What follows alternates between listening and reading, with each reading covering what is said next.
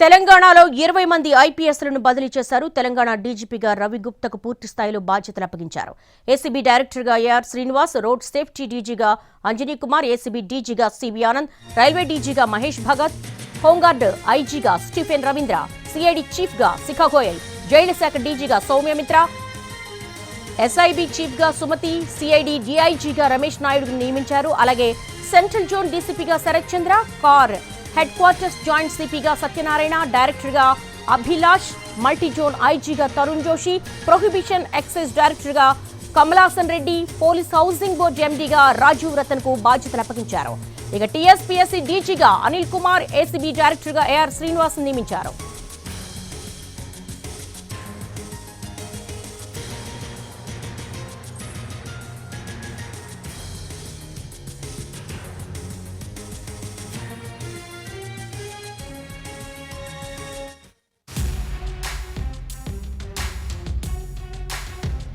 తెలంగాణలో 20 మంది ఐపీఎస్లను బదిలీ చేశారు. తెలంగాణ డీజీపీగా రవి గుప్తాకు పూర్తి స్థాయిలో బాధ్యతలు అప్పగించారు.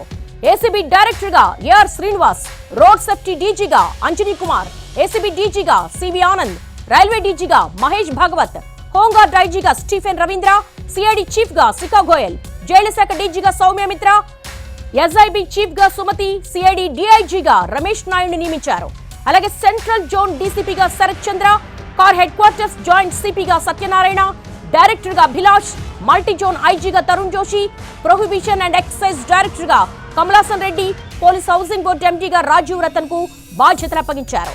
ఇక టీఎస్పీఎస్సీ డీజీగా అనిల్ కుమార్, ఏసీబీ డైరెక్టర్గా ఏఆర్ శ్రీనివాస్ నియమించారు.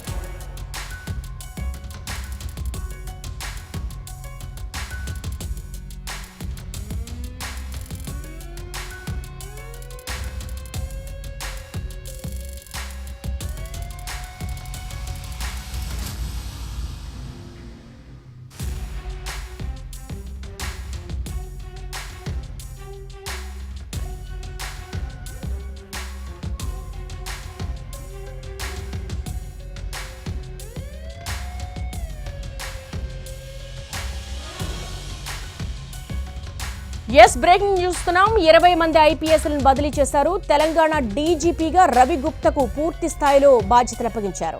ఇకపోతే ఏసీబీ డైరెక్టర్గా AR Srinivas and road safety డీజీగా అంజనీ కుమార్, ఏసీబీ డీజీగా సివి ఆనంద్, రైల్వే డీజీగా మహేష్ భగవత్, హోంగార్డ్ ఐజీగా స్టీఫెన్ రవీంద్ర, సిఐడి చీఫ్గా శిఖా గోయల్, జైళ్ల శాఖ డీజీగా సౌమ్య మిశ్రా, ఎస్ఐబీ చీఫ్గా సుమతి, సిఐడి డీఐజీగా రమేష్ నాయుడుని నియమించారు. సెంట్రల్ జోన్ డీసీపీగా Sarath Chandra, CAR headquarters joint సిపిగా సత్యనారాయణ, డైరెక్టర్గా అభిలాష్, మల్టీ జోన్ ఐజీగా Tarun Joshi, prohibition and excise డైరెక్టర్గా Kamalasan Reddy, police housing board ఎండీగా రాజీవ్ రతన్ కు బాధ్యతలు అప్పగించారు. ఇక టీఎస్పీఎస్సీ డీజీగా అనిల్ కుమార్, ఏసీబీ డైరెక్టర్గా ఏఆర్ శ్రీనివాస్ నియమించారు.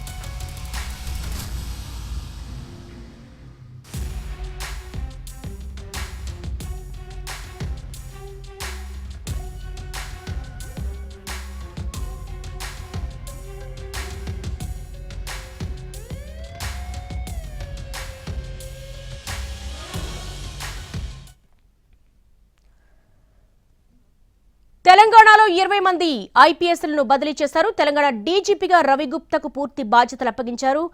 ఈ అప్డేట్కి సంబంధించి మా crime bureau input editor Ramesh అడిగి మరిన్ని వివరాలు తెలుసుకుందాం.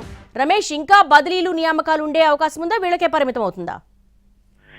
ఇంకా తెలంగాణ రాష్ట్రంలో దాదాపు ఇంకా పెద్ద ఎత్తున కూడా ఐపీఎస్లతో పాటు ఐఏఎస్ల బదిలీ కూడా అవకాశం ఉంది. అయితే ఇప్పటికీ ఇవాళ తాజాగా 20 మంది ఐపీఎస్ అధికారులకు, సీనియర్ ఐపీఎస్ అధికారులకు బదిలీలు చేస్తూ పోస్టింగ్లు కూడా జారీ చేయడం జరిగింది. అయితే ఇంకా చాలా మంది కూడా పోస్టింగ్లు ఇవ్వాల్సి ఉంది. దాదాపు మరొక 30 కీలకమైన స్థానాల్లో కూడా ఐపీఎస్ బదిలీకి సంబంధించి మరొక 2-3 రోజుల్లో వచ్చే అవకాశం ఉంది. అయితే ఇప్పుడు తెలంగాణ డీజీ పోస్టు కోసం చాలా మంది పోటీ పడ్డప్పుడు కూడా దాంట్లో రవి గుప్తాని ఏదైతే ఎన్నికల సమయంలో రవి గుప్తాకి ఈసీ పోస్టింగ్ ఇచ్చిందో ఆ రవి గుప్తానే కొనసాగించాలని నిర్ణయం తీసుకుంది. ఈ మేరకు పూర్తి స్థాయి రవి గుప్తాకు డీజీ పోస్ట్ ని కొనసాగిస్తూ ఆర్డర్ జారీ చేయడం జరిగింది. అయితే ఆ ఎన్నికల ఫలితాల రోజు ఏదైతే రాజకీయ నాయకుల్ని కలిశారన్న ఆరోపణల మేరకు అప్పటి డీజీ అయిన అంజనీ కుమార్ ని సస్పెండ్ చేశారు. అయితే ఇటీవల కాలంలో ఈసీ ఆ సస్పెన్షన్ ఎత్తివేశారు. అయితే అంజనీ కుమార్ కూడా కీలక స్థానం ఇస్తారని చెప్పి కూడా భావించినప్పటికీ అంజనీ కుమార్ కి రోడ్ సేఫ్టీ డీజీగా ఇవ్వడం జరిగింది. అయితే